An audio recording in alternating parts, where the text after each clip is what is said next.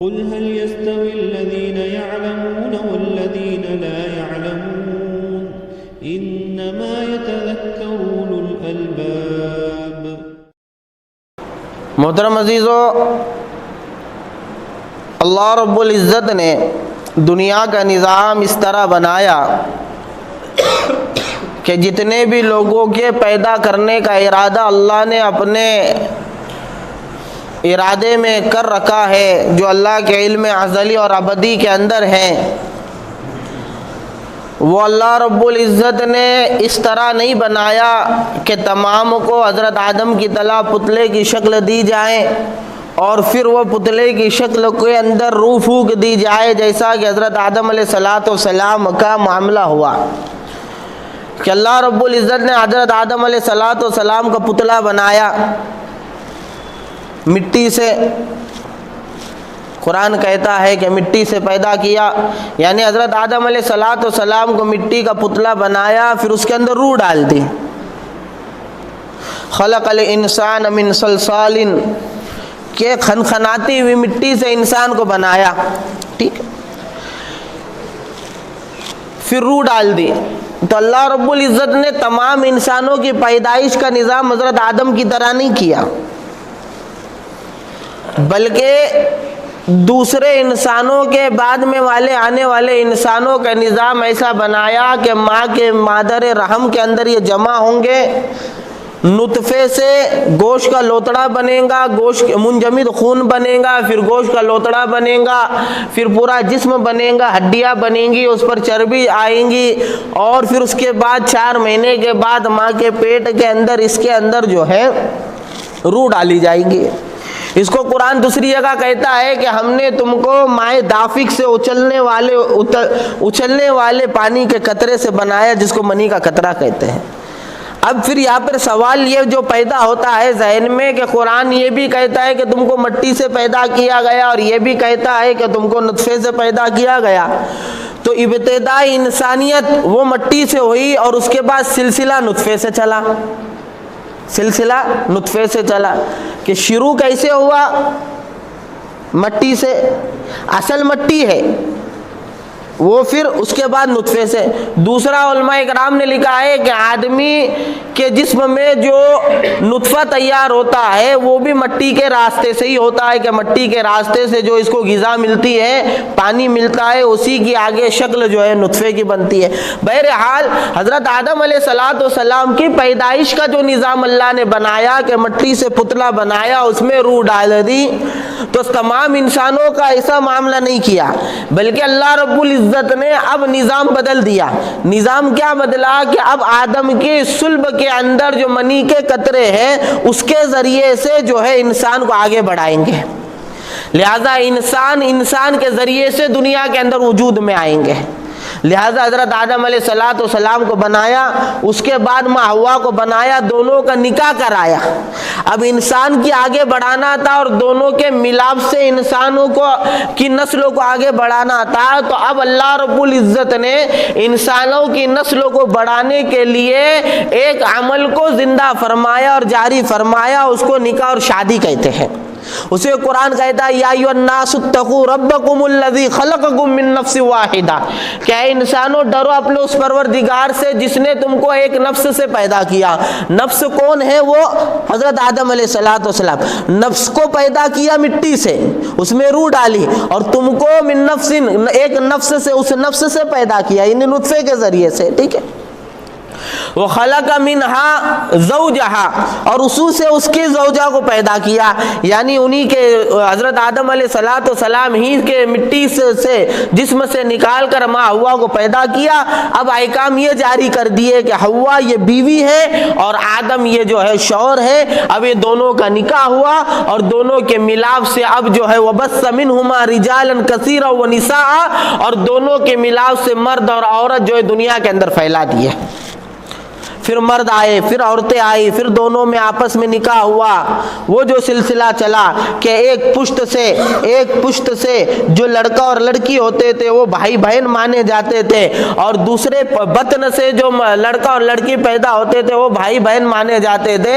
और आज जो लड़का हुआ है, कल पैदा होने वाली लड़की से उसका निकाह होता था, और कल पैदा होने वाली लड़की का आज के लड़के से निकाह होता था। इस तरह दो बतन में क्रॉस निकाह होते थे, और इस तरह से सिलसिला चलता गया और नस्लें बढ़ती गई। लिहाजा दुनिया में जितने भी इंसान हैं, ये सारे इंसानों का सिरा हजरत आदम अलैहिस्सलाम से जुड़ता है। लिहाजा सारे इंसान के पहले बाप और पहली माँ हुआ हजरत आदम और माँ हुआ है। लिहाजा कहने का मंशा ये है कि अल्लाह ने दुनिया में इंसान के फैलने का निज़ाम जो बनाया वो मियाँ बीवी के मिलाप से बनाया, और मियाँ बीवी बनने के लिए शादी वाला अमल दिया। लिहाजा अब शादी वाला अमल जो है, ये शादी वाला अमल शरीयत की नज़र में है। शरीयत की नज़र में इसको क्या मकाम है, इसको समझना है। मौजूदा ज़माने में इसका क्या मकाम है, इसको समझना है। शादी वाले अमल को अल्लाह ने क्यों जारी किया था, शरीयत में उसके क्या मकासिद है, उसको समझना है। और माशरे ने शादी के क्या मकासिद बना कर रखे और शादी की क्या दुर्गत बना के रखी, और शादी को किस तरह करना चाहिए और किस डगर के ऊपर ले जाकर छोड़ दिया है, इसको समझना है आज इंशाअल्लाह। तो जैसे मैंने कहा कि अल्लाह ने तो शादी इसलिए रखी, निकाह इसलिए रखा कि इंसान की नस्लें बढ़े, इंसान की नस्लें बढ़े। एक दूसरा, शरीयत के अंदर शादी को जो एक सुन्नत करार दिया गया और एक अहम अमल करार दिया गया, उसकी वजह खुद शरीयत बयान करती है। एक तरफ तो निकाह का मकसद वही है जो कुरान ने बयान किया कि इसके ज़रिए से नस्ल इंसानी को बढ़ाना है।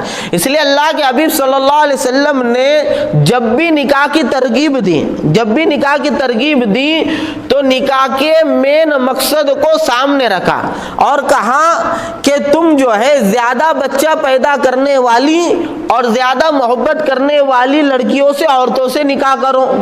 क्यों? इसलिए कि कल महशर के मैदान में मैं दूसरे अंबिया इकराम पर अपनी उम्मत के ज़्यादा होने पर फ़ख्र करूँगा। यानी महशर के मैदान में सारे नबी जमा होंगे और सारे नबी की उम्मतें जमा होंगी, तो उस मौके के ऊपर फ़ख्र की बात ये होंगी नबियों के हक़ के अंदर कि किसके उम्मती ज़्यादा है। लिहाजा अल्लाह के नबी सल्लल्लाहु अलैहि वसल्लम के उम्मती ज़्यादा होंगे, तो आपने फरमाया कि मेरे फ़ख्र का ज़रिया बनो, यानी उम्मत को बढ़ाने की फ़िक्र करो। इसलिए निकाह का बुनियादी मकसद उम्मत को बढ़ाना है, औलाद है। क्या है? औलाद। दूसरा, शरीयत ने कहा कि निकाह ये शर्मगाहों की और निगाहों की हिफाजत करती है। अग़ज़्ज़ु लिल बसर व अहसनु लिल फ़रज, कि निगाहों को नीचे करती है। निगाहों को नीचे किस तरह करती है कि जब आदमी की मंजिल तय हो तो इसकी निगाह दौड़ती नहीं है तलाश में, और जब मंजिल तय ना हो तो निगाह दौड़ती है। इसकी मिसाल मैं दिया करता हूँ कि एक बंदे ने दूसरे बंदे को एड्रेस दिया कि भाई जा संगमनेर जा और असाबे रसूल मस्जिद में जुमा के बयान में शिरकत कर। ठीक है। अब वो बंदा अहमद नगर में आएगा, तो अहमद नगर में आने के बाद चारों तरफ जो है उसकी निगाह दौड़ेंगी, मशरिक में भी, मगरिब में भी, शुमाल में भी, जुनूब में भी। क्यों? क्योंकि उसे मालूम नहीं कौन सी सिमत के अंदर जो है संगमनेर है। लिहाजा उसको बता दिया जाए कि मगरिब की तरफ संगमनेर है, तो अब उसकी निगाह खुद ब खुद मशरिक, शिमाल, जुनूब से हट जाएंगी और मगरिब की तरफ लग जाएंगी। क्यों? क्योंकि उसको बता दिया गया कि आप संगमनेर का है, अहमद नगर के मगरिब की तरफ है। अब वो संगमनेर में जैसा पहुंचेगा, बस स्टैंड के ऊपर पहुंचेगा, तो अब चारों तरफ उसकी निगाह दौड़ेंगी, मशरिक, मगरिब, शुमाल, जुनूब। क्यों? क्योंकि उसे मालूम नहीं है कि असाबे रसूल मस्जिद कहाँ है। अब उसको किसी ने बताया कि असाबे रसूल मस्जिद ये रहमत नगर के अंदर है, तो अब उसकी निगाह ढूंढेंगी कि रहमत नगर किधर है, चारों तरफ निगाह ढूंढेंगे। किसी ने बताया कि रहमत नगर जो है ये किसकी तरफ है? मशरिक की तरफ है। ठीक है। अब मशरिक की तरफ बता दिया गया तो जैसे ही उसको ये बता दिया जाएगा कि रहमत नगर मशरिक की तरफ है तो अब उसकी निगाह मशरिक की तरफ लग जाएंगी, मगरिब शुमाल जुनूब से हट जाएंगी। क्यों? जैसी मंजिल मुतय्यन होती है निगाह की तलाश मखसूस हो जाती है। अब वो रहमत नगर तलाश करते करते आएगा, जैसे जोरवे नाके से रहमत नगर में एंट्री करेगा तो अब फिर उसकी निगाह दौड़ेंगी, फिर उसकी निगाह बोलो दौड़ेंगे, कभी दाएं जाएंगी, कभी बाएं जाएंगी, कभी आगे, कभी पीछे, कभी मशरिक, कभी शुमाल, कभी जुनूब। लेकिन उसको बता दिया जाए वो जैसा रहमत नगर में आएगा नाले के पास से पहली गली में दाएं भी नज़र डालेगा, बाएं भी नज़र डालेगा, दूसरी गली में भी नज़र डालेगा, तीसरी गली में भी नज़र डालेगा। लेकिन उसको बता दिया जाए कि भाई पुल पार होने के बाद गली नंबर 3 के अंदर जब तू सीधा रास्ता नापेगा और जहाँ तक सीमेंट का रोड है वहां तक चलता जाएगा, उसके बाद बाएं हाथ को देखेगा तो असहाबे रसूल मस्जिद तुझे नजर आ जाएंगी। तो अब वो बंदा क्या करेगा? वो बंदा बराबर यहाँ मस्जिद में पहुंच जाएगा, वरना मशरिक मगरिब में उसकी निगाह दौड़ते रहेंगे। ठीक, एक तो ये बंदा। एक दूसरा बंदा है, उससे भी यही कहा गया कि तू संगमनेर जा, असहाबे रसूल मस्जिद में जुमा की नमाज अदा कर, बयान में शिरकत कर, और उसको एड्रेस लिखकर दे दिया गया। असहाबे रसूल मस्जिद रहमत नगर पुल के बाद सीधे हाथ से अब्दुल्ला मस्जिद के सामने से तीसरी गली में असहाबे रसूल मस्जिद है, रहमत नगर, संगमनेर, अहमद नगर जिला। अब वो बंदा जैसा अहमद नगर में उतरेगा फौरन किसी को पूछे बगैर, इधर उधर देखे बगैर संगमनेर की गाड़ी पकड़ेगा, संगमनेर में बस स्टैंड पे जैसा उतरेगा रिक्शा पकड़ेगा, रिक्शा वाले को क्या कहेगा? रहमत नगर। जैसा रहमत नगर में आएगा रिक्शा वाले से क्या कहेंगे? असहाबे रसूल मस्जिद पहुंच जाएगा। तो जिसका पता और मंजिल मुतय्यन है उसकी निगाहें दौड़ती नहीं है, और जिसका पता और मंजिल मुतय्यन नहीं है उसकी निगाह दौड़ती है। लिहाजा जब तक निकाह नहीं होता है तो नौजवान की निगाहें दौड़ती रहती है। उसको लगता है कि पहली गली वाली शायद मिल जाए, दूसरी गली वाली मिल जाए, तीसरी गली वाली मिल जाए, ऊपर वाली मिल जाए, नीचे वाली मिल जाए, इसकी निगाह दौड़ती रहती है। लेकिन जैसे ही निकाह हो जाता है तो अब इसकी निगाह सारी जानिब से खास जो है अल्लाह ने इसके मुकद्दर में जिसको रखा है, मर्द या औरत दोनों की निगाह उस पर टिक जाती है। इसी को हदीस में अल्लाह के नबी ने फरमाया कि निकाह क्या है? अगज़्ज़ुल बसर है, कि निगाहों को जमाने वाली, निगाहों की हिफाजत करने वाली, निगाहों को झुकाने वाली है। व अहसनुल फरज, और शर्मगाह की हिफाजत करने वाली है। किसकी हिफाजत करने वाली बोलो?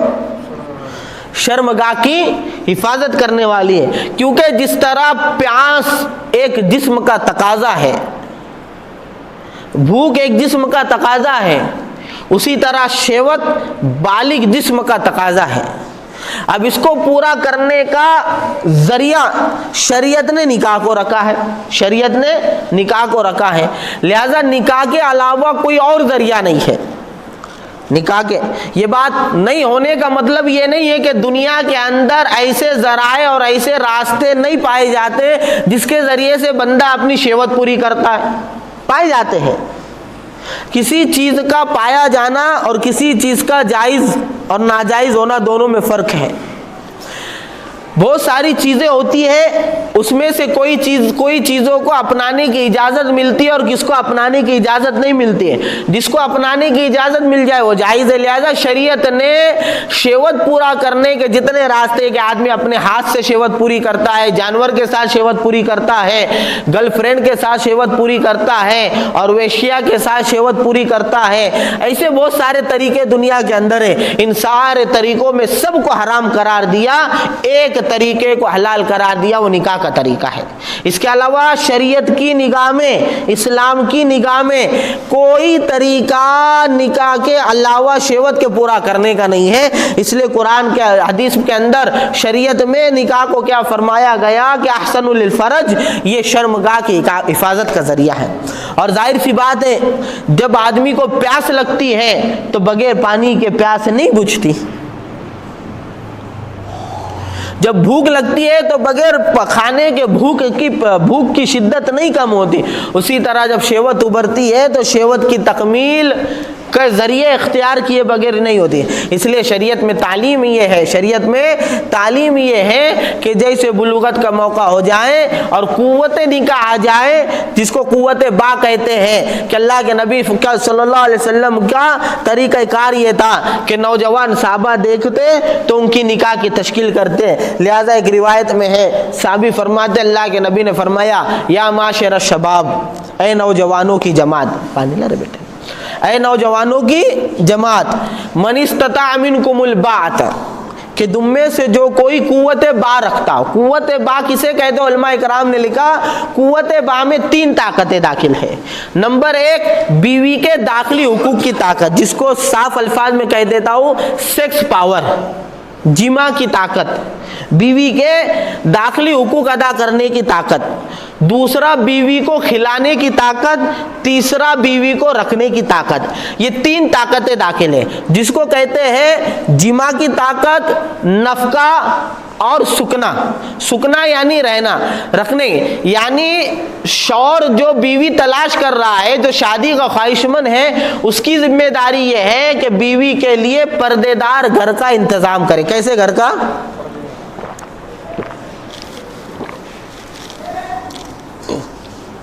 ज़रूरी नहीं है कि वो घर खुद का हो। लिहाजा अब जो बातिल ने जो निज़ाम बनाया है कि पहले खुद का घर बनाएंगे फिर निकाह करेंगे, चाहे उम्र 40 साल की हो जाए। 60 साल की उम्र लाया, 40 तो चले गई, ढलान को लग गया, अब निकाह करेगा। और बालिग होता कब? 15 साल में। 15 से 40 तक कितने साल हो गए? 25 साल तो शेवत उभरी होंगी ना, फिर नाजायज रास्ते अपनाता है फिर। बहरहाल तो क्या होना चाहिए? कुव्वत बा के अंदर क्या दाखिल है? सुकना, यानी घर की ताकत, कि ये घर का इंतजाम कर दें। अब ये घर का इंतजाम के अंदर बहुत सारी चीजें, अगर इसके वालिद इससे कहे कि भाई मेरे घर के अंदर ते को इजाजत है, वालिद खुद इसको घर का इंतजाम कर दे तो सोने पे सुहागा है, बड़ा भाई इंतजाम कर दे तो सोने पे सुहागा है, या ये कि ये किराए के जरिए से इंतजाम कर ले तो भी ये कुव्वत मानी जाएंगी। घर खुद का घर, जाती घर होना कोई जरूरी नहीं। दूसरा, खिलाने की ताकत। खिलाने की ताकत से मुराद ये जो ये खाता है वो उसको खिलाए, जो ये खाता है उसको खिलाए, इतनी ताकत है। और तीसरा, अगर वो हुकूक अदा करने की, ये 3 ताकतें जिसमें जमा है, उसके लिए अल्लाह के नबी ने फरमाया कि निकाह कर लो, निकाह कर लो। अब तुमको एक मसले की बात और बताता हूँ, मसले की बात और बताता हूँ। ये सब बातें निकाह की मजलिस में होती है, पर निकाह की मजलिस में हम लोग आते नहीं, हम लोग आते नहीं। निकाह तो ऐसा हो गया कि जवान ये समझते हैं निकाह की मजलिस बुड्ढों के वास्ते है।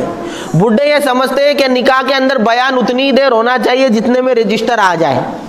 रजिस्टर आने के बाद फनफन करते लोग, क्या लगा है? बोले यार मौलाना बयान ही खत्म नहीं कर रहे। ठीक है, इसलिए अब मैंने सोचा कि जुमा के अंदर ही ये मसाइल समझने चाहिए।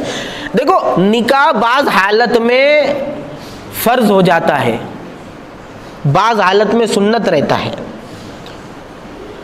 जब बंदे के ऊपर शेवत का गलबा ना हो, जब बंदे के ऊपर शेवत का गलबा ना हो कि अगर ये निकाह नहीं कर रहा है तो जीना नहीं करेगा, ऐसी कैफियत है, नॉर्मल कैफियत है, और इसके पास रखने की और खिलाने की ताकत भी है, यानी कुव्वत बा इसके अंदर है, तो ऐसी हालत में इसके लिए निकाह मसनून है, सुन्नत है। लेकिन अगर इसके पास रखने की, खिलाने की ताकत है, ठीक है, और शेवत इसकी ऐसी गालिब हो गई कि अगर निकाह नहीं करेगा, बीवी इसके पास नहीं है, तो फिर ये नाजायज तरीके से अपनी शेवत पूरी करेगा, जिना के अंदर मुब्तला हो जाएगा यकीनी तौर पर। तो ऐसे वक्त में इसके लिए निकाह करना फर्ज और वाजिब हो जाता है। अब निकाह में जितनी ताकीर करेगा उतना गुनहगार होगा, निकाह में जितनी ताकीर करेगा उतना गुनहगार होगा। हाँ, आसमानी सुल्तानी आफत कोई और है, यानी आप निकाह के लिए रिश्ता तलाश कर रहे हो, निकाह नहीं हो रहा है, नहीं मिल रहा है, कोई रुकावट आ रही है, आगे बातचीत चल रही, यानी इन प्रोसेस आप अगर हो तो गुनाह नहीं है। लेकिन शेवत ऐसी गालिब हो चुकी है कि अगर निकाह नहीं करेगा तो नाजायज तरीके से शेवत पूरी करेगा, यकीनी तौर पर जीना करेगा या कोई और गलत काम करेगा, ऐसे वक्त में निकाह करना फर्ज और वाजिब हो जाता है। ये लिखा है उलमाए कराम ने, फुकाए कराम ने लिखा है, ये मसाइल अल्लाह के नबी के ज़माने से। इसलिए अल्लाह के नबी क्या कहते थे? नौजवानों की तश्कील करते थे निकाह की, या माशर शबाब, ऐ नौजवानों की जमात कि तुम में से जो कुव्वतें बाहर रखे, मैंने बता दिया 3 कुव्वतें रखे, वो क्या करें, निकाह कर ले। और जिसके अंदर ये ताकत नहीं है, रहने खाने की ताकत नहीं है या कोई ताकत नहीं है, अब कोई इंतजाम इसके पास नहीं है, ना इसके वालिद बड़े भाई कोई इंतजाम कर रहे हैं बल्कि इसको ही करना है, तो ऐसी सूरत में अब शहवत पे कंट्रोल करने के लिए अल्लाह के नबी ने क्या फरमाया, जो इस्तिताअत ना रखता हो फअलैहि अस्सौम, तो उसके ऊपर रोजे जरूरी है, क्योंकि रोज़ों के ज़रिए से इसकी शहवत टूटेंगे, रोज़ों के ज़रिए से इसकी शहवत टूटेंगे। इसलिए शहवत का इलाज रोज़ा है। शहवत का इलाज क्या है, रोज़ा है। कि अल्लाह के नबी ने बताया कि जब इस्तिताअत पैदा हो जाए निकाह कर लो, अगर निकाह इस्तिताअत नहीं है, अभी इंतजामात के अंदर तुम लगे हुए हो और शहवत उभर रही है, तो उसके लिए रोज़ा है। क्या रोज़े रखो, नफली रोज़े रखो, कि रोज़ा लहू विजाउन, के रोज़े के ज़रिए से इसकी शहवत टूटेंगी और ये गैर फितरी तरीके से, गैर शरई तरीके से, नाजायज़ तरीके से अपनी शहवत को पूरा करने से बचेगा, अपनी शहवत को पूरा करने से बचेगा। तो जब शहवत गालिब आ जाए और इस्तिताअत मौजूद हो तो निकाह वाजिब हो जाता है आम हालत के अंदर। बाज़ हालत में निकाह जो है मकरूह भी हो जाता है। इसको मालूम है कि निकाह करने के बाद गालिब गुमानी है कि बीवी पे जुल्म करेगा। अब जुल्म की 2 किस्में, एक ये कि इसके अंदर सेक्स पावर ही नहीं है, हक अदा नहीं करेगा, या ये कि इसके पास माल नहीं है, माल नहीं है, वो भूखा मारेगा या घर के लिए दर बदर लेकर उसको फिरना पड़ेगा, परेशान हो जाएगा। तो ऐसी शक्ल के अंदर जो है इसके ऊपर निकाह जो है मकरूह है नहीं, बल्कि ये अपना पूरा इंतजाम करे फिर निकाह करे। अगर ऐसा है कि यकीनी बात है कि निकाह करने के बाद ये बीवी पे जुल्म ही करेगा, हर हाल के अंदर, हर हाल के अंदर जुल्म ही करेगा, तो इसके ऊपर निकाह नाजायज़ है कि पहले अपनी पूरी इस्लाह कर ले। अगर कोई आयब है तो आयब का इलाज कर ले, आयब का इलाज कर ले। इसलिए मसला है शरीयत के अंदर, अगर मियाँ बीवी का निकाह हो जाए और निकाह होने के बाद अगर बीवी ये इल्ज़ाम रखे कि शौहर जो है निकाह के काबिल नहीं है, तो शौहर को 1 साल की मोहलत दी जाएंगी इलाज के लिए। अगर जो है वो इसके अंदर कामयाब होता है तो फबिया, वरना दोनों का निकाह फस्क कर देगा काजी, निकाह जो है इनका तोड़ देगा। बहरहाल कहने का मंशा ये है कि निकाह के जो मकासिद, एक निगाह की हिफाजत, शर्मगाह की हिफाजत और दुनिया में इंसानों की बढ़ोतरी, दुनिया में इंसानों की बढ़ोतरी, लिहाजा निकाह का वो मकसद, सिर्फ ये मकसद सामने रखना कि ये शहवत पूरी करने का जरिया है, जैसा कि बातिल ने और अंग्रेजी तहजीब ने और मगरिबी तहजीब ने ये जहन दिया है। लिहाजा उन्होंने जुमला बना लिया। क्या जुमला बना लिया कि भाई जब दूध बाहर मिला तो गाय पालने की जरूरत क्या। अंग्रेजों का जुमला है और अंग्रेजों के कई लीडरों ने ये जुमले लिखे हुए हैं कि भाई जब दूध बाहर मिल रहा तो गाय पालने की जरूरत क्या। तो उनकी निगाह के अंदर शादी क्या है कि भाई शहवत पूरी करने का जरिया। तो वो कहते हैं कि भाई जब शहवत ही पूरा करना है तो फिर निकाह के बंधन में बन के इतने टेंशन क्यों लेने के, लिहाजा दूसरे रास्तों से ये करो। लिहाजा उन्होंने जिना को आसान और निकाह को मुश्किल कर दिया, जिना को आसान और निकाह को मुश्किल कर दिया। बहरहाल तो ये शरीयत के अंदर निकाह का मकसद है। शरीयत के अंदर ना तो मलंग बनना है, सन्यासी बनना है, और ना ही जो है आज़ाद हो जाना है शहवत के ताल्लुक से जैसे मगरिबी तहजीब हो गई है, बल्कि बैन बैन रास्ता है कि जायज़ तरीके से शहवत को पूरा करना है, जायज़ तरीका सिर्फ निकाह है। लिहाजा जिनकी औलादें बड़ी हो चुकी है, जिनकी औलादें बड़ी हो चुकी है, ऐसे बापों को अपने औलाद की निकाह की फिक्र करनी चाहिए, अपने औलाद की निकाह की फिक्र करनी चाहिए। किसी बाप की औलाद का जीना में मुब्तला हो जाना, बात को समझना अच्छे से जुमले को, वरना एतराज होता। किसी बाप के बेटे का जिना में मुब्तला हो जाना ये उसके औलाद के बेरोजगार रहने से ज्यादा बुरा है। यानी एक बाप है, उसका बेटा बेरोजगार है, नहीं कमा रहा, क्या कर रहा, नहीं कमा रहा। अब बाप परेशान है, बाप समझा रहा है ये रोजी की तलाश के अंदर रोजी नहीं मिल रही, लेकिन दूसरी तरफ ये है कि अगर इसका निकाह नहीं कराएगा तो बेरोजगार हो जाए, ये बेटा यकीनन जिना में मुब्तला हो जाएगा। तो ऐसी सूरत के अंदर बाप क्या करेगा, बाप ऐसी सूरत के अंदर उसका निकाह करा देगा अपने खर्चे से। और जिस तरह इसका खर्चा उठा रहा, इसकी बीवी का खर्चा उठाना भी इसके लिए बेहतर है। हाँ, रोजगार तैयार करने के लिए और बेटे को अपने और अपनी बीवी का खर्चा बताने की जिम्मेदारी सौंपने के लिए उसके पीछे लगे रहना, उसको समझाते रहना और उसको नौकरी और कारोबार तलाश करने के लिए लगाए रखना, ये मुस्तकिल जरूरी चीज है। लेकिन अगर बेरोजगारी को मुद्दा बनाकर अगर शादी में ताखीर करता है और इसके वजह से अगर बेटा ज़िना के अंदर मुब्तला हो रहा है, तो फिर बाप को यहां पर समझ जाना चाहिए कि बेटे का बेरोजगार होना यह कम बुरा है बेटे के जानी होने से, बेटे के जानी होने से। लिहाजा इसी सूरत के अंदर बाप को अपने इससे निकाह करा देना। देखो एक बात याद रखो, आज के जमाने में बातिल ने निकाह को मुश्किल बनाया तो जीना आसान हो गया। आज शादी का मतलब क्या है मालूम है? शादी का मतलब आज ये है, बेटे की तरफ से अगर देखें तो शादी का मतलब है, जो बातिल बताता है वो 20 लाख 25 लाख रुपए। कैसे?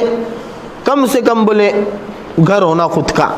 तो मैंने बता दिया खुद का घर जरूरी नहीं, तो खुद का घर जरूरी नहीं, किराए का। बोले किराए के घर में रिश्ते नहीं होते, किराए के घर में हकीकत है, माशरा ये बना के रखा है। सब पूछेंगे अच्छा है, दीनदार है, फला है घर, तो बोले किराए से रहते हैं, तो बोले सब अच्छा है, पर उनका घर लोग देने को आगे पीछे करते, देने को। हालांकि घर जाती घर होना ये कोई ज़रूरी नहीं है। अगर अच्छा रिश्ता है, अगर सामने वाला लड़का कमाने वाला है, दीनदार है, सबसे पहले तो अल्लाह के नबी ने फरमाया ना 4 वजह से निकाह होता है कि उसके ज़ात पात हसब नसब की वजह से कि कौन से खानदान का है, दूसरा माल की वजह से, दूसरा हुस्न की वजह से, और चौथा दीन की वजह से। तो अल्लाह के नबी ने फरमाया फस्फर लिजाती दीन, दीन को तरजीह दो। दूसरी चीज़ें 19-20 से उसको बर्दाश्त करो, दीन को तरजीह। तो अगर दीनदार है, कमाऊ पुत्र है, किराए का मकान भी है तो दे देना चाहिए। जाती मकान के नाद में हूर को लंगूर मिल जाती है, जाती मकान के नाद में बाप अपनी हूर लंगूर को दे देता है। सरकारी नौकरी के चक्कर में अपनी हूर जैसी बच्ची लंगूर को दे देता है, अपनी हूर जैसी बच्ची लंगूर को दे देता है। माल के चक्कर के अंदर अपनी फातिमा जैसी बच्ची, अपनी आयशा जैसी बच्ची, खदीजा जैसी बच्ची, दीनदार समझदार बच्चियां माल के चक्कर के अंदर जालिम और फासिक और फाजिर के हाथ में बाप दे देता है। नहीं, ना इंसाफी या औलाद के शक में दीनदारी को तरजीह। हाँ तुम ठीक है अपना स्टेटस देखो, सामने उसका स्टेटस देखो, ठीक है, लेकिन इसको ऐसा बोझ बना लेना ऐसी कि इसके जरिए से निकाह ही नहीं हो रहे और निकाह में ताखीर कर रहे नहीं। लिहाजा किराए का मकान होए ठीक है, जाती मकान बाप समझता नहीं। फिर बोले इसका खुद का कारोबार होना, वरना सामने वाले रिश्ते नहीं देंगे, तो इसका कारोबार सेट करे। नहीं होगा, सामने वाले कह दे भाई कोशिश के अंदर है और अच्छा रिश्ता रहा, बच्चे के अखलाक अच्छे है, दीनदार है, हो भी जाएगा, मुकद्दर से जोड़े बनते हैं, ठीक है। और बेटी की तरफ से अगर देखे तो शादी नाम है 10, 12, 15 लाख की, कि जैसे ही शादी आई तो इसको अभी ऐसा दिखता बड़ा हॉल, ताज गार्डन, जेडी, मौलाना आज़ाद, फला गार्डन, फला गार्डन। फिर फौरन फिर सूट के पैसे जहन में आते, 25,000 सूट के। फौरन सोना जहन में आता, 3 तोला सोना। फौरन शादी के 25 जोड़े सामने आते, 1,00,000 1.5 लाख के। फौरन फिर खाना जहन में आता, इतना बड़ा खाना, इतने ही है। ये कोई शादी के लिए ज़रूरी नहीं है। शादी क्या है? आप रिश्ता लाओ, बात करो, लड़के को लड़की पसंद, लड़की को लड़का पसंद, दोनों एक दूसरे के मिजाज के मुताबिक है, खानदान दोनों के एक दूसरे के मिजाज के मुताबिक है, दीनदारी है, ईमानदारी है, रिश्ता करा दो। इधर से शौहर के ऊपर 2 खर्चे हैं, शौहर के ऊपर शादी में, पूरे शादी के कंसेप्ट में शरीयत ने जो दिया है, पूरे शादी के कंसेप्ट में शरीयत ने जो दिया है, 2 खर्चे दोनों शौहर के ऊपर है। एक ये शौहर वाजिबी तौर पे महर देगा बीवी को, और दूसरा सुन्नत दर्जे में वलीमा करेगा। इसके अलावा कोई खर्चा नहीं है। अगर किसी बाप ने अपनी बेटी का निकाह पुराने जोड़े में कराया, पुराने देखो अल्लाह के नबी सल्लल्लाहु अलैहि वसल्लम के 11 निकाह हुए। कितने निकाह हुए हैं? 11। उलमा ने लिखा है कि अल्लाह रब्बुल इज्जत ने शरीयत में, शरीयत मोहम्मदी में निकाह को बड़ी अहमियत दी है और निकाह के जरिए से इंसान के रिश्तों को बांधा है। तो निकाह के जरिए से इंसान चारों तरफ से निकाह से बनता, रिश्तों से बनता है कि निकाह के जरिए से इसको एक बीवी मिलती है, एक ससुरा, एक सास मिलती है और सास के ससुराल वाले रिश्तेदार मिलते हैं, फिर औलाद मिलती है तो ये बाप बनता है, इसकी बेटी आती है, इसका बेटा आता है, फिर इस तरह तरह के रिश्ते आते हैं। तो निकाह के जरिए से जब ये रिश्तों में बनता है तो इसकी जिंदगी में बहुत सारे हुकूक की अदायगी आ जाती है, बहुत सारी जिम्मेदारी आ जाती है। तो इन जिम्मेदारियों को कैसा पूरा किया जाए, इन हुकूक को कैसा अदा किया जाए, ये समझने के लिए अल्लाह रब्बुल इज्जत ने हमारे और आपके आका मोहम्मद अरबी सल्लल्लाहु अलैहि वसल्लम को एक नहीं, दो नहीं, बल्कि 11 इज़्दिवाजी रिश्तों के अंदर रखकर पूरे मसाइल और पूरी जिंदगी समझा दी। अल्लाह के नबी सल्लल्लाहु अलैहि वसल्लम के 11 निकाह कराए, 11 निकाह कराए और बैक वक्त अल्लाह के नबी सल्लल्लाहु अलैहि वसल्लम के निकाह के अंदर 9 निकाह जमा फरमाए। आपका जब दुनिया से रुखसती का मौका आया तो आपकी 9 बीवियां मौजूद थी, हजरत ज़ैनब बिनते खुज़ैमा और हजरत खदीजतुल कुबरा। ये 2 ज़ौजा मोहतरमा जो है ये आपकी हयाती के अंदर वफात पा गई, वरना 9 बीवियां आपके वफात के वक्त मौजूद थी। आपने 9 घराने चलाकर बताए। ना तो अल्लाह के नबी सल्लल्लाहु अलैहि वसल्लम के किसी निकाह के अंदर, ना निकाह से पहले कनी के साले बाजरी की रोटी की कोई तरतीब थी, ना बंगे और ना किस कोई तरतीब थी, ना मंडप की कोई तरतीब थी, ना मंडप को हरे धागे, पीले धागे, नीले धागे, हरे नारियल, पीले नारियल, नीले नारियल, कोई तरतीब नहीं थी। ना जो है बारात में हम इतने आएंगे, दालचा बनाना पड़ेगा, बिरयानी बनाना पड़ेंगी, 25 लोग ही आएंगे, 1000 लोग, कोई बारात का सिस्टम नहीं, कोई जो है बीवी के तरफ और बीवी के बाप की तरफ कोई खर्चा नहीं था। इधर रिश्ता हुआ, इधर अल्लाह के नबी ने महर अदा किया, दूसरे दिन जो था उसके मुताबिक जो है क्या कर दिया, वलीमा दे दिया। मैं आपको थोड़ा सा अल्लाह के नबी का पहला निकाह सुनाता हूँ। खदीजतुल कुबरा रजी अल्लाह अन्हा, हमारी और आपकी माँ। देखो नबी की बीवियाँ, इनको अज़वाज मुताहरात कहते हैं, पाक बीवियाँ। अज़वाज मुताहरात का मतलब पाक बीवियाँ। ये उम्मत की माएँ हैं। क्या है बोलो? उम्मत की माएँ। लिहाजा किसी शौहर के, किसी बीवी के शौहर का अगर इंतकाल हो जाए और इद्दत गुजर जाए तो वो निकाह उनका ख़त्म हो जाता है और वो उसके बाद वो जिससे चाहे निकाह कर सकती है। लेकिन नबी के इंतकाल के बाद नबी की बीवी सारी उम्मत के मर्दों के ऊपर हराम होती है। नबी की बीवी से नबी के इंतकाल के बाद निकाह नहीं किया जा सकता। वो रिश्ते में अल्लाह ने माँ करार दिया। तो हमारी माएँ हैं ये 11 के 11 क्या है? उम्महातुल मोमिनीन इनसे कहने कहा जाता है कि ये मोमिनीन की माँ है। तो पहली माँ हज़रत खदीजतुल कुबरा रज़ी अल्लाह अन्हा, इनका पहला निकाह अबू हाला से हुआ था। इनसे 2 बच्चे पैदा हुए, हाला और हिंद। ये दोनों बाद में साबी बने। इनके इंतकाल के बाद अतीक खुजाई से निकाह हुआ, उनसे एक बेटी पैदा हुई, इसका नाम भी हिंदा था, ये भी साबिया बनी। ये 3 औलाद हुई। इसके बाद इनका भी इंतकाल हो गया। हजरत खदीजा रजी अल्लाह अन्हा जो है ये मक्का की शरीफ खातून थी और जो है बड़ी मालदार खातून थी। मुजारबत का मामला करती थी, अपना माल ताजिरों को देती थी। ताजिर मुल्क शाम, दूसरे मुल्क के अंदर इनका माल ले जाते थे और नफ़ा कमा कर लाते थे। तो निकाह से पहले अल्लाह के हबीब सल्लल्लाहु अलैहि वसल्लम ने इनके माल के साथ जो है सफ़र किया और बड़ा नफ़ा कमा कर आए। तो हज़रत खदीजा रज़ी अल्लाह अन्हा के जब दूसरे शौहर का इंतकाल हुआ, चूँकि शरीफ भी थी और मालदार भी थी, तो अतराफ के बड़े बड़े शरीफ घरानों से और मालदार घरानों से आपको रिश्ते आने लगे। देखो आज माशरे में ये भी चीज़ है कि एक बेवा अगर हो जाए और अगर तलाक हो जाए तो बेवा और तलाक को रिश्ते नहीं आते हैं। अगर रिश्ते आते भी है तो तलाकशुदा को तलाकशुदा का रिश्ता आता है, बेवा को जो है जिसकी बीवी मर गई उसका रिश्ता। अरबों के अंदर ऐसा निज़ाम नहीं, आज भी नहीं है। बड़ी बड़ी उम्र वाली ख़वातीन को, नौजवानों के रिश्ते चले जाते हैं, कोई ऐब नहीं मान। और पहले भी ऐसा ही था, ठीक है। इसलिए उनके दरमियान में जीना भी कम है। उनके दरमियान में पहले भी कम था, अभी भी कम है। बहरहाल तो रिश्ते आने लगे, लेकिन अल्लाह रब्बुल इज़्ज़त ने अल्लाह के हबीब सल्लल्लाहु अलैहि वसल्लम की रग़बत उनके दिल में डाल दी। लिहाजा अनीसा रज़ी अल्लाह अन्हा फरमाती है कि मैं अल्लाह के नबी सल्लल्लाहु अलैहि वसल्लम के पास आई और अल्लाह के नबी से पूछा कि आपको निकाह करने में क्या अड़चन है, तो कहने लगे कि मेरे पास इंतज़ाम नहीं है। तो हज़रत अनीसा ने कहा कि अगर अल्लाह रब्बुल इज़्ज़त आपको दोनों चीज़ों से पाक कर ले, यानी आपके हसब नसब के एतबार से भी अगर अच्छी औरत मिल जाए, खूबसूरत भी मिल जाए, और नान नफके का भी टेंशन अगर आपको ना हो, रहने सहने का भी टेंशन आपको ना हो, तो कोई बात है। तो बोले कोई बात नहीं। लिहाजा बोले बताओ किसका रिश्ता है, तो उन्होंने कहा कि खदीजा बिन्त खुवैलिद का रिश्ता है। तो फिर अल्लाह के नबी ने जो है रिश्ते को हाँ कहा, लेकिन अपने चचा अबू तालिब से मशवरा किया। अबू तालिब से जब अल्लाह के नबी ने मशवरा किया तो चचा ने फ़ौरन कबूल कर दिया कि इससे बेहतर औरत मिलेंगी नहीं, जबकि हज़रत खदीजा के 2 शौहर हो चुके हैं, 3 बच्चे उनसे रिवायत में मिलते, 3 बच्चे थे उनके, ठीक है।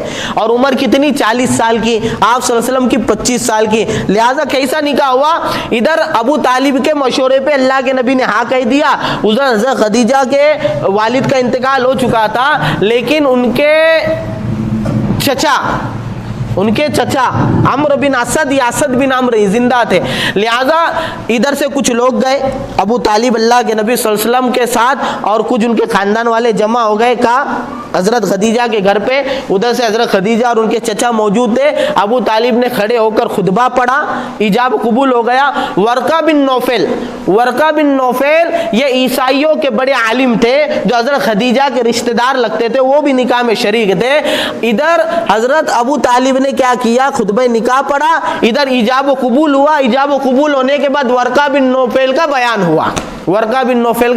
बयान हुआ, तकरीर हुई। उसके बाद इजाब कबूल हो गया। दूसरे दिन वलीमे की शक्ल के अंदर अल्लाह के नबी के पास कुछ नहीं था, तो अल्लाह के नबी सल्लल्लाहु अलैहि वसल्लम की जगह के ऊपर हज़रत खदीजा ने एक गाय दी, वो गाय को ज़बा किया गया और ज़बा कर कर वलीमा अदा किया गया। लिहाजा अब अल्लाह के नबी सल्लल्लाहु अलैहि वसल्लम की पहली शादी और पहला निकाह हो रहा है। इमामुल अंबिया का निकाह हो रहा है। किसका निकाह हो रहा है? इमामुल अंबिया का निकाह हो रहा है। और दुनिया के एतबार से देखा जाए तो खदीजा का निकाह हो रहा है। खदीजतुल कुबरा ये मक्का की मालदार खातून है, अब्जोपति करोड़पति है। अगर वो चाहती तो पूरे मक्का की बस्ती को निकाह की दावत के ऊपर मदऊ कर सकती थी, लेकिन निकाह के अंदर कोई ऐसी तरतीब नहीं थी। लिहाजा अल्लाह के नबी सल्लल्लाहु अलैहि वसल्लम का पहला निकाह, दूसरा निकाह, यहाँ तक के 11 निकाह ऐसे हुए कि निकाह के उन्वान के ऊपर महर की रकम, हाँ, हजरत खदीजा को 500 दिरहम महर दिए थे अल्लाह के नबी ने। कितने दिरहम? 500 दिरहम महर दिए थे। तो महर के खर्चे और वलीमे के खर्चे के अलावा कोई खर्चा नहीं था। ये आसान निकाह अल्लाह के नबी ने दिया है। लिहाजा निकाह जितना आसान होगा उतना निकाह जल्द होगा। और निकाह के ज़िम्न में जो उम्मत में खुराफात फैल रही है, देखो साफ कहता हूँ, बाप के ऊपर बेटी बोझ बन गई निकाह के उन्वान पे, दहेज जिसके अंदर आ गया, निकाह के खर्चे आ गए, निकाह के खर्चे की वजह से बाप सूदी लेन देन के अंदर मुब्तला हो गया। एक सर्वे के मुताबिक मुसलमानों के अंदर जो लोन का और सूदी मामलात का जो सिस्टम आया है, तो सबसे ज़्यादा जो मुसलमान लोन लेते या सूदी कारोबार करते हैं, उनकी वजूहात में कितनी चीज़ें हैं? उनकी वजूहात में पहली चीज़ क्या है? मेडिकल है। दूसरी चीज़ दुनिया का एजुकेशन है, स्कूल कॉलेज है। तीसरी चीज़ घर है। चौथी चीज़ निकाह बियाह है। चौथी चीज क्या है? निकाह बियाह है। तो सूदी कारोबार करना ये अल्लाह के साथ ऐलान जंग करना है।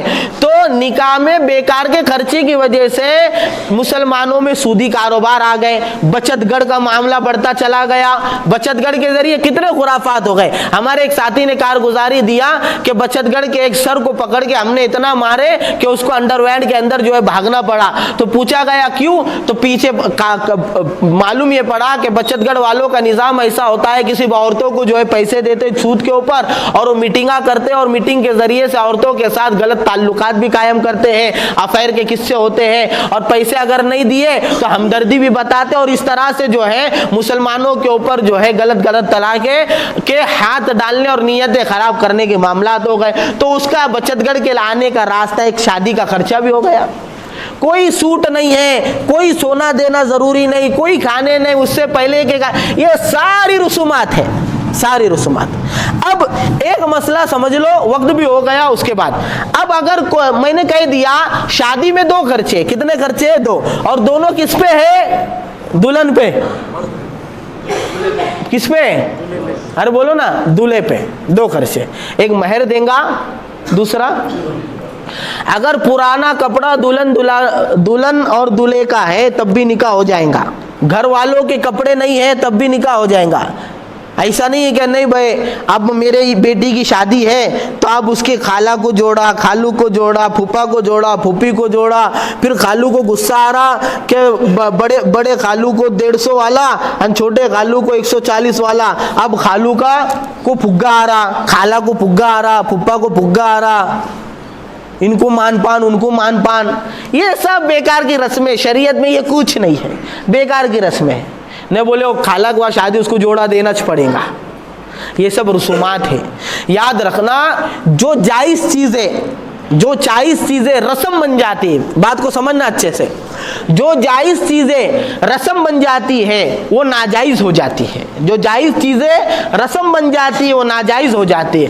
जो जायज़ चीज़ें दिल की नाखुशी की वजह से, माशरे के दबाव की वजह से या किसी मजबूरी की वजह से की जाती है वो भी नाजायज़ हो जाती है। जैसे किसी को जोड़ा हदिया करना जायज़ है, किसी को खाने की दावत देना जायज़ है, लेकिन ये चीज़ें अगर रस्म बन जाए तो नाजायज़ हो जाएंगी, ये चीज़ें अगर दिल की खुशी के बगैर हो जाए तो नाजायज़ हो जाएंगी। अल्लाह के हबीब सल्लल्लाहु अलैहि वसल्लम ने फरमाया ला यहिल्लु मालु इम्रिइन मुस्लिमिन, कि किसी मुसलमान का माल हलाल नहीं मगर उसकी दिल की खुशी के साथ। अगर मैं आपको मजबूर करूं और आप शर्मा शर्मी के अंदर अगर आपका माल मुझे खिलाए तो आपका माल मुझे खाना मकरूह है। लिहाजा ये कायदा समझने के बाद अब उलमा इकराम ने मसला लिखा है कि शादी के उन्वान पे जो खाने होते हैं, वो खाने का शरई हुक्म क्या है। एक खाना वलीमे का होता है, एक खाना शादी के दिन का होता है। वलीमे का खाना दूल्हे वाले करते हैं, शादी का खाना दुल्हन वाले करते हैं। इसके अलावा निकाह से पहले जो मेहमान आते हैं उनके लिए खाना होता है, और अपने संगमनेर के अंदर कनी का सालना और बाजरी की रोटी होती है, जिसको मैं अपडेट कंदूरी बोलता हूँ, क्योंकि पहले ज़माने में हिंदुओं के यहाँ ये रस्म थी कि वो क्या देते थे, मंडवे की पाट बोल के एक पाट काटते थे और खाना करते थे, उसके पीछे उनके अकीदे थे। और मुसलमानों के अंदर उससे मिली जुली एक कंदूरी की रस्म थी। अब वो कंदूरी की रस्म हमारे यहाँ बाकी अक्सर नहीं है। क्यों? क्योंकि बकरे महंगे हो गए, ठीक है। अब बकरे 5,000 में मिलते नहीं, तो अब क्या हो गया, बकरे का गोश्त बड़े के गोश्त से तब्दील हो गया या चिकन से तब्दील हो गया, ठीक है। इसलिए मैं इसको कहता हूँ अपडेट कंदूरी, लेकिन लाजिम पकड़ लिया कनी का सालना बाजरी की रोटी, ठीक है।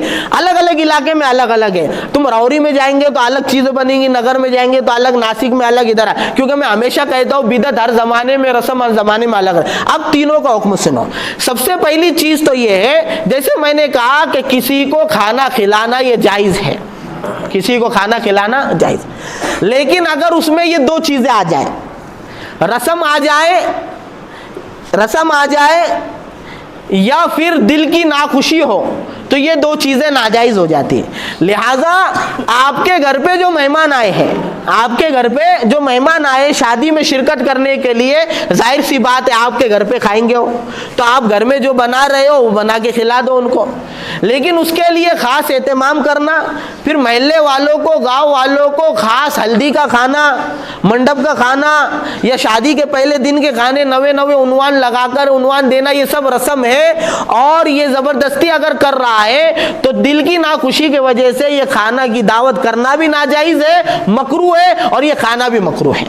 ये खाना भी क्या है, मकरूह है। हाँ, जो मेहमान बाहर से आए हैं तुम्हारे घर में, वो तो तुम्हारे यही खाने वाले, तो उनको खिलाना क्या है ये। अब उसके अंदर कनी का सालना जरूरी, बाजरी की रोटी जरूरी, इतने मेहमान बुलाने जरूरी, ठीक है। फिर लोगों को बोलो ना कि मत करो, अपन ने इतनों के खाए, तो ये जो लफ्ज है ना, अपन ने बहुत शादियां खाए, ये माशरे का दबाव है।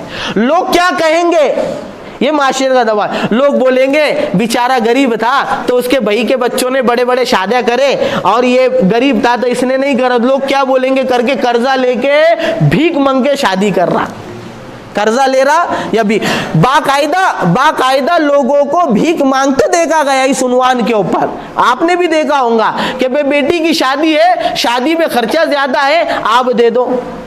तो भाई सवाल करने को शरीयत मना करती है, सवाल करने को। हदीस में है ना, फजाइल सदकात में हमेशा हमने पढ़ा, अल्लाह के नबी ने फरमाया जो माल को बढ़ाने की गर्ज से अगर सवाल करता है तो कल वो यो समझ ले कि वो अपने हाथ में आग के अंगारे जमा कर रहा है। अब जिसका दिल चाहे वो ज्यादा करे, जिसका दिल चाहे कम करे।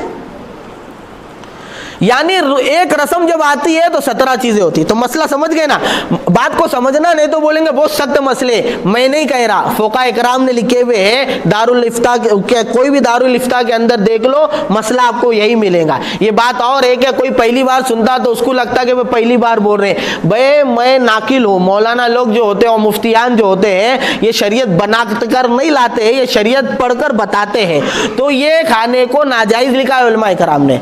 अगर ये दो चीजें रस्म है और माशरे का दबाव है, दिल की नाखुशी है, मेहमान जो घर में आए उनको खिलाओ आप, उसकी कोई वो बन नहीं। शादी का खाना, तो जैसे मैंने कहा खाना खिलाना जायज है, तो ये अल्लाह के नबी से साबित नहीं है, लिहाजा कोई फर्ज नहीं, कोई वाजिब नहीं, कोई सुन्नत नहीं, अलबत्ता एक मुबाह अम्र है, यानी खिलाना चाहे तो जायज है, खिलाना चाहे तो जायज है। लेकिन कौन खिलाएगा?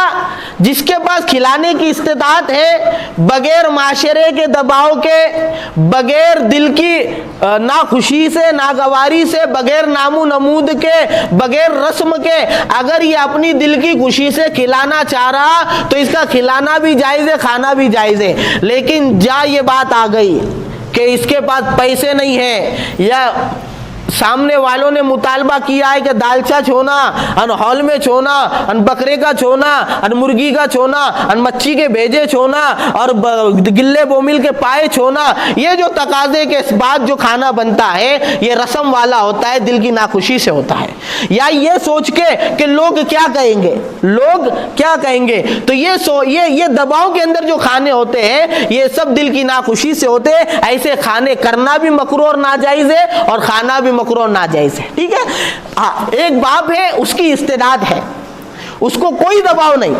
ना माशरे का दबाव ना कोई, वो अपनी अन्ना नामो नमूद उसको बताना है कि मेरे पास बहुत पैसे हैं, मेरे पास बहुत पैसे हैं। वो अपनी दिल की खुशी से मेहमान को खिलाना चाह रहा, गांव वाले मेहमान के बाहर, तो इसको गुंजाइश है, उसको क्या है, गुंजाइश है। लेकिन एक बात मैं बताऊं आपको कि जैसे मैं समझता हूं, मैं जब से लेके शादियां देख रहा हूं, मुझे 1000 में 2 शादियां ऐसी मिलती है कि जिसमें बाप इस्तेदाद वाला है, बगैर नामो नमूद के महज ईमान की निस्बत पे खिलाना चाहता है। वरना अच्छे अच्छे बाप को देखा कि खानदान के दबाव की बुनियाद पे, सोसाइटी के दबाव की बुनियाद पे, माशरे के दबाव की बुनियाद के ऊपर ही खाना खिलाता है। इसलिए बेहतर ये है, उलमा इकराम कहते हैं, ना शादी में खाने पकाओ, ना शादी में खाने खाओ। इसलिए मेरा बोलना ये है कि आज भी अगर शादी और शादी के पहले के खाने, अगर दीनदार तबका, उलमा इकराम और उम्मत के जो लीडर किस्म के लोग हैं, ये लोग अगर कहे कि हमको ये खाने नहीं खाने के हैं, तो इंशाल्लाह माशरे पे एक असर पड़ेगा।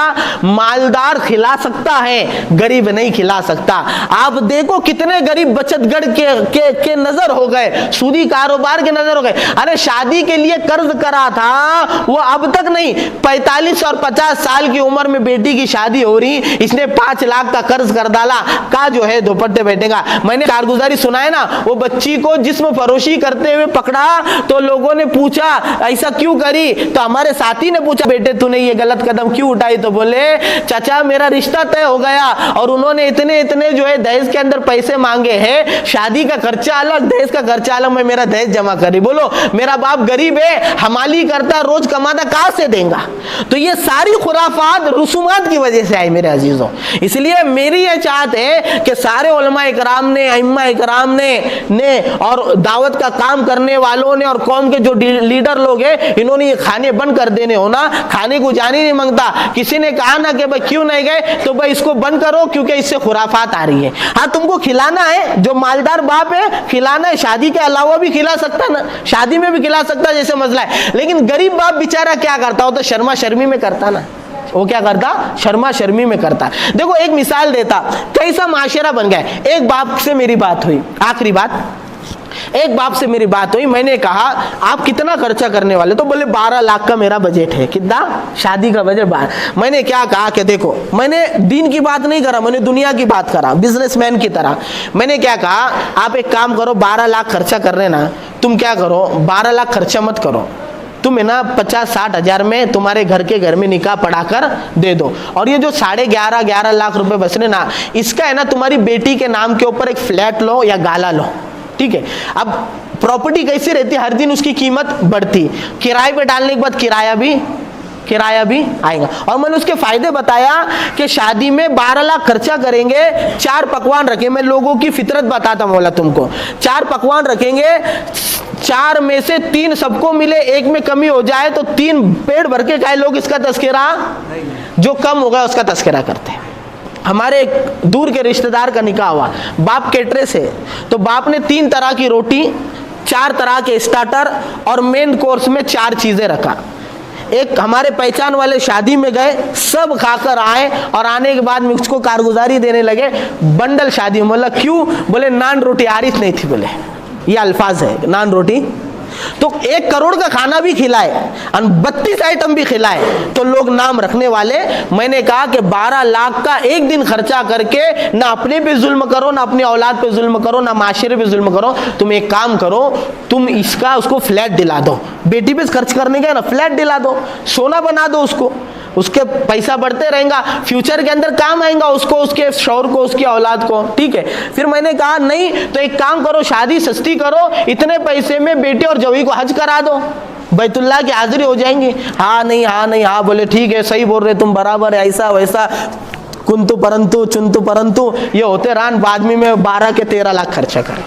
फिर बाद में मैंने जब बात करा, नज़र चुरा रहे थे, तो पता चला कि माशरे का दबाव था। लोग बोलेंगे इतना पैसा है और बेटी को फकीर के जैसा रुखसत करा। अरे लोग क्या कहेंगे, सबसे बड़ा रोग क्या कहेंगे लोग, सबसे बड़ा रोग क्या कहेंगे लोग। इसी रोग की बुनियाद पे शरीयत भी, माशरत भी, तिजारत भी सब खराब होते। इसलिए शरीयत को सामने रखे।